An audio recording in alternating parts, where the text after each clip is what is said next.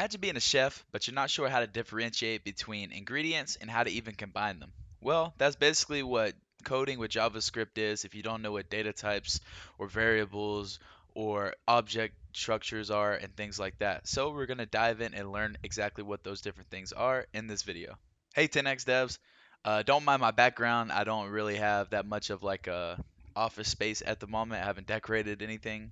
But today is all about JavaScript, and we're learning about operators, variables, and data types. And the reason why they're so important is because they're the building blocks of JavaScript. And if you don't know those, then you're not going to understand more complicated things.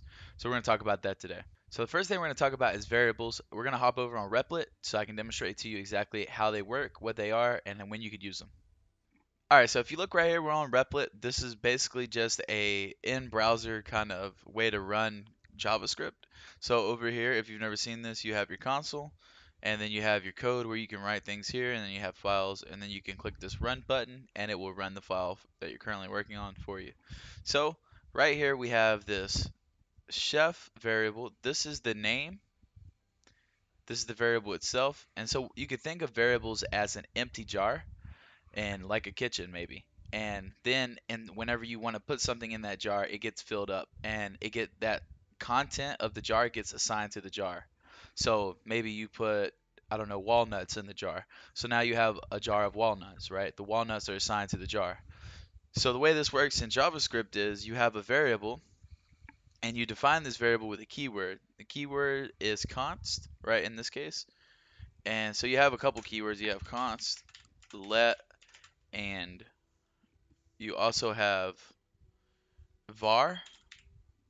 So var is pretty old and outdated. The reason var is old and outdated is because these are actually in the new ES6 update. This is an ES5 feature, but this keyword is also old because whenever it creates a variable, it creates it globally, meaning that anywhere somebody can access this variable when you create it with var, which might not always be good. We're not going to get too in depth into it, but that is the reason why. Let means that you create a variable that can get changed over time. So if I say right now it's this variable is equal to Gordon Ramsay, maybe at another time I could say it's equal to some other chef or somebody else. And then const just means that it's constantly always going to be this value, and you can mutate it and stuff, but it's always going to be this value. You can't really change it. It's constant. And so we're just going to use const to make things simple.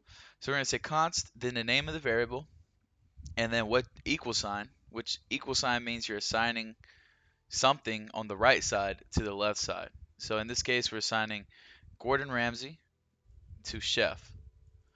And you're probably wondering what these quotes are if you've never seen these before. This means it's just a string.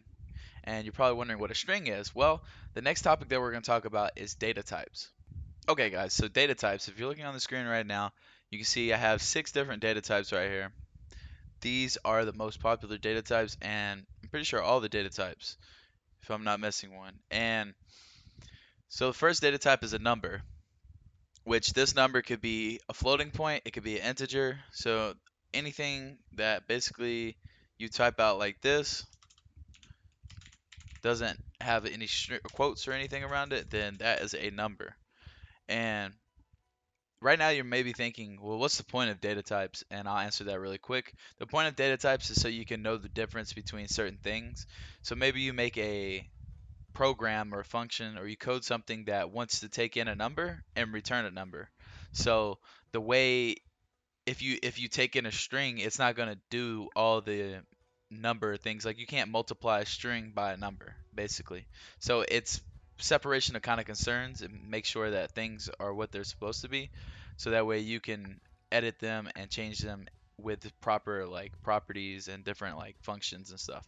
So that's the purpose of data types. So next is string. We just talked about that. That's basically something like this. Anything with quotes, you can also type it in single quotes. So you could type, one like that. You can also do it with backticks, which if you look at the top left of your keyboard, the escape key, go one down and just click. That is the tick mark. I don't know if there's a proper term for it. I just call it tick marks, and you could type it just like that as well. And so Boolean is just a logic basically operator. It just means true or false. So Boolean will be true or false. And objects are arrays or objects themselves, just like this.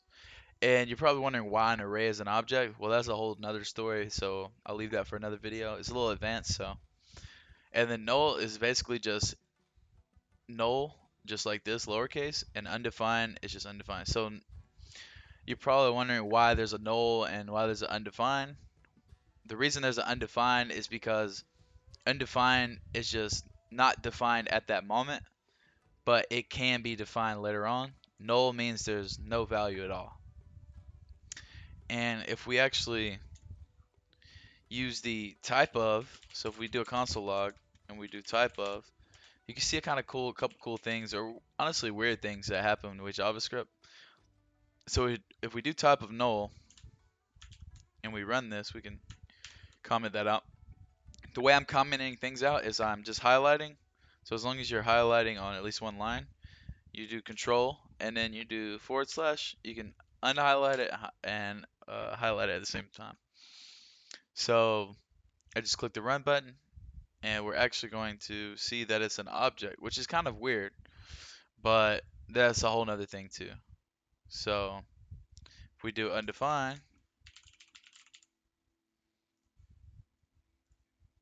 we see that it's undefined. So those are some things you want to think about when you're creating your functions and different things like that as well.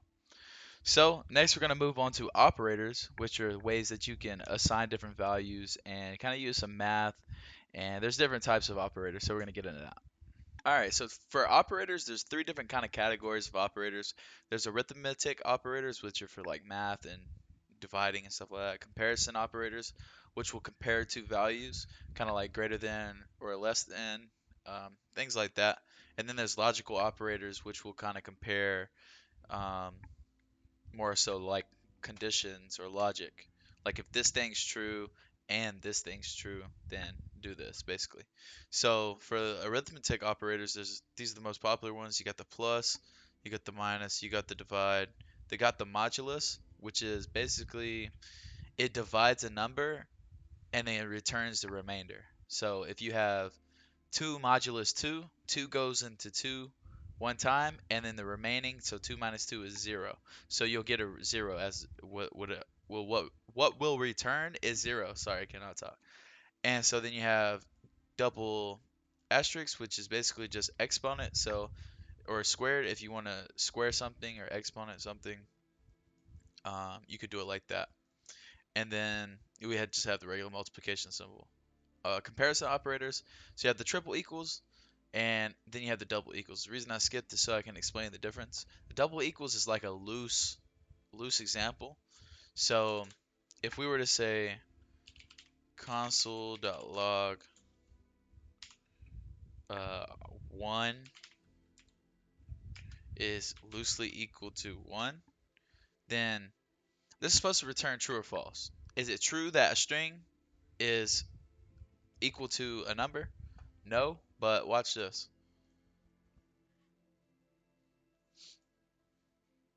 Oh wait, sorry. Not like that. So what I'm talking about is that if you do a string and a number, but they're the same like value almost, then it's kind of weird. So you think a string's not equal to a number, but it gives true. So this is a loose evaluation, meaning that it's not so strict. But if I add one more equal sign, you'll see here that if I run it now, it says false. They're not equal to each other, which, they kind of aren't, but maybe in some scenarios, JavaScript allows you to do this. So you can also have the less than or the greater than sign, the greater than or equal, less than or equal to, and then less than, and then you have the not equal, which is basically just like this. This is the more strict version. Should give true because it's true they're not equal to each other. Should give false because it thinks they're equal to each other because it's a more strict kind of thing.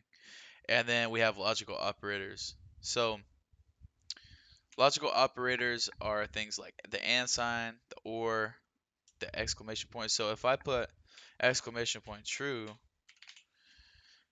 exclamation point just turns whatever you have into the opposite of it. So if you had a true, then it'd be a false. So if we run this, you'll see I get false. So I have a false. If it's not false, then it has to be true. So basically, this just means not. And then this is basically the knowledge coalescing operator, and that means that anything that's anytime something on a left side of it. So let's say this is undefined, all right? And then we do this, and let me put these in quotes. So undefined. So anytime the left part of it is either undefined or null, it'll default to the right side. So maybe we want to say it's true. So if we run this, there we go. My bad. I didn't need. So the null is coalescing. Basically, anytime something on the left side is undefined or null, it'll return by default what's on the right side. So in this case, undefined is undefined, obviously. So it's going to return true. So if we run this, you see it returns true. And even if we change this to null, it'll do the same thing. We run this, it's going to give true. It's going to default to the right side. So the way the AND works is if anything is true and true, then it'll return true. If one of these is false, it'll return false.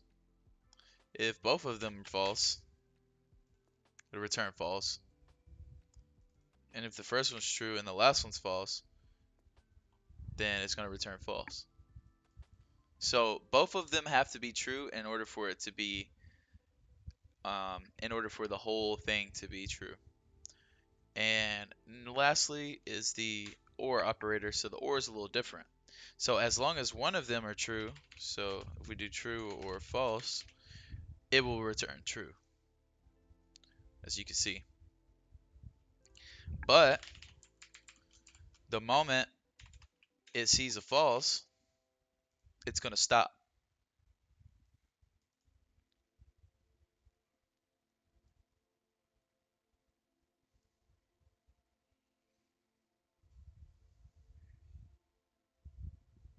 And then another cool thing is that if we switch them, just like this, then you can see that it still returns true.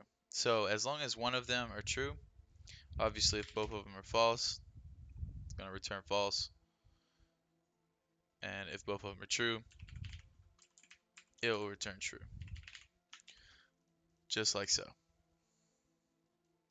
So that is your operators. And next, we're going to run over into this bonus tip that I'm about to give you guys.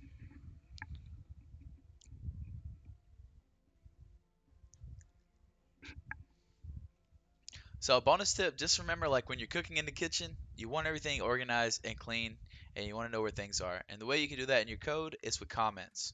Comments allow for you to understand not just yourself, but other people who might look at your code in the future, understand what's going on in your code. And so the way you do comments is you could do them a couple ways.